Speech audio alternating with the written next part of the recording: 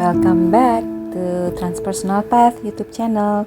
Hari ini kita akan membahas tentang forgiveness, memaafkan. Banyak klien yang datang dan mengeluh bagaimana caranya agar ia bisa memaafkan seseorang atau bahkan memaafkan dirinya sendiri. Sebenarnya apa sih forgiveness itu ya, atau apa sih memaafkan itu? Kondisi kita ingin memaafkan sesuatu, seseorang atau diri sendiri berangkat dari satu perasaan yang tidak nyaman atau tidak enak dari dalam diri kita sendiri. Kondisi ini muncul karena kita masih melekat pada suatu kejadian atau suatu pengalaman yang sudah berlalu, ya, karena kita masih melekat pada kondisi itu dan kita merasa tidak enak setiap kali kita mengingat pengalaman atau kejadian tersebut, sehingga kita merasa perlu melakukan suatu pemaafan, ya. Jadi misalnya apabila kita tidak diperlakukan adil oleh orang lain, ya, atau kita tumbuh dalam keluarga di mana orang tua sangat otoriter, kita merasa tidak mendapatkan kasih sayang yang kita inginkan, ya. Kemudian kita menjadi individu yang merasa tidak pantas atau merasa tidak mendapatkan apa yang seharusnya kita dapatkan, ya, atau ada kegagalan-kegagalan dalam fase perkembangan selanjutnya dan kita menyalahkan orang tua karena tidak membimbing atau mengasuh kita sesuai dengan apa yang kita harapkan. Nah, ketika kita kehilangan orang tua, salah satu orang tua kita, dan kita merasa bersalah, ya, kita merasa bersalah karena kita merasa tidak cukup memperhatikan beliau di masa-masa akhirnya, atau tidak cukup berkunjung, atau tidak cukup menanyakan kondisi beliau hingga beliau meninggal. Kita ada perasaan bersalah dan kita ingin memaafkan diri kita sendiri, atau kita ingin memaafkan perilaku orang tua yang dahulu yang tidak kita sukai. Apabila kita mengacu pada contoh tersebut, ada dua hal yang bisa kita garis bawahi. Yang pertama adalah kita kerap kali hidup di masa lalu, gitu ya, kembali memikirkan kejadian-kejadian yang sudah lampau. Jadi entah itu masa kecil kita ketika kita dimarahi atau diperlakukan tidak adil oleh orang tua, atau kita merasa kurang kasih sayang, atau masa-masa ketika menjelang orang tua kita meninggal, gitu ya, kita merasa tidak cukup memperhatikan. Apapun itu kembali pada pengalaman atau periode yang di masa lampau yang sudah berlalu, ya, kita masih melekat atau kita masih hidup di memori tersebut. Yang kedua adalah ada yang salah, gitu ya, kita melakukan judgment atau kita menghakimi suatu hal itu salah atau benar, gitu ya. Ketika orang tua tidak memberikan kasih sayang seperti yang kita harapkan, kita merasa itu adalah perilaku yang salah atau pola asuh yang salah. Ketika kita merasa tidak memperhatikan orang tua, kita merasa kita melakukan sesuatu yang salah. Ada judgment di sana, ada penilaian, ada penghakiman, ya. Jadi ada dua hal. Yang pertama, kita hidup di masa lampau dan kita hidup dengan penghakiman tersebut, benar atau salah. Kedua hal tersebut membuat kita atau menimbulkan perasaan yang tidak nyaman di dalam diri kita, sehingga kita ingin memaafkan, gitu ya.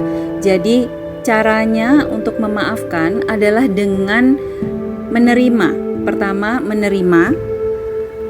menerima kondisi yang sudah terjadi, menerima dengan sepenuhnya, acceptance bahwa hal itu sudah terjadi dan kita tidak bisa kembali untuk mengubahnya, kita tidak bisa kembali untuk melakukan hal yang berbeda, gitu ya, tetapi hal itu sudah terjadi. Jadi yang pertama adalah acceptance. Yang kedua, melihat sesuatu dari perspektif yang lebih luas, melihat sesuatu dari perspektif yang lebih besar, gitu ya. Jadi kalau misalnya pengalaman itu mengajarkan kita bagaimana mungkin mengajarkan kita kelak nanti menjadi orang tua yang berbeda gitu ya. Jadi tidak ada pengalaman hidup yang sia-sia ya, selalu ada makna, selalu ada pembelajaran di sana.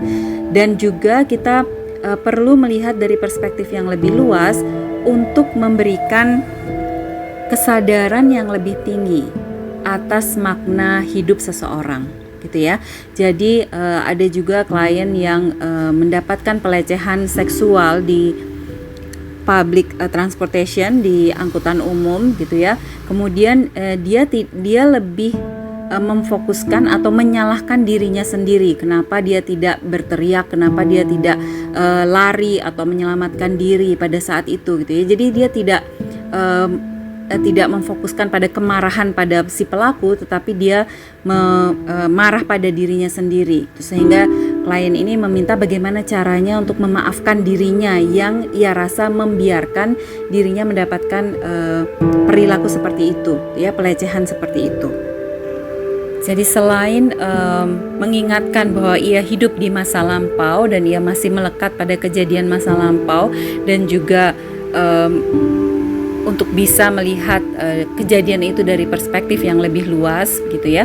Jadi ia mendapatkan pelajaran yang sangat berharga. Selain terapi untuk merilis trauma yang ia alami, ia juga mendapatkan pengalaman yang sangat berharga karena sekarang ia bekerja di LSM yang membantu wanita dan anak yang mengalami pelecehan seksual, sehingga dia bisa menjadi lebih empati dan bisa menunjukkan pada korban-korban pelecehan seksual lainnya bahwa kita bisa bangkit gitu ya, kita bisa melanjutkan hidup kita dengan optimal, kita juga bisa meraih kebahagiaan ya. Jadi pengalaman yang ia dapatkan dahulu sangat berharga yang bisa ia gunakan dalam pekerjaannya sekarang.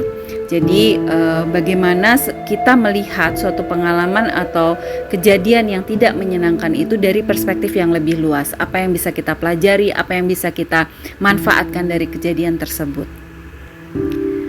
Keinginan untuk memaafkan atau keinginan untuk merasa nyaman di dalam diri itu adalah sebenarnya panggilan dari hati nurani atau dari jiwa kita untuk kembali selaras pada diri kita yang sesungguhnya ya. Jadi pelajaran, pengalaman di masa lampau itu memberikan pengetahuan kepada kita bagaimana caranya kita untuk menyelaraskan diri sehingga kita bisa hidup dengan lebih damai dan bahagia.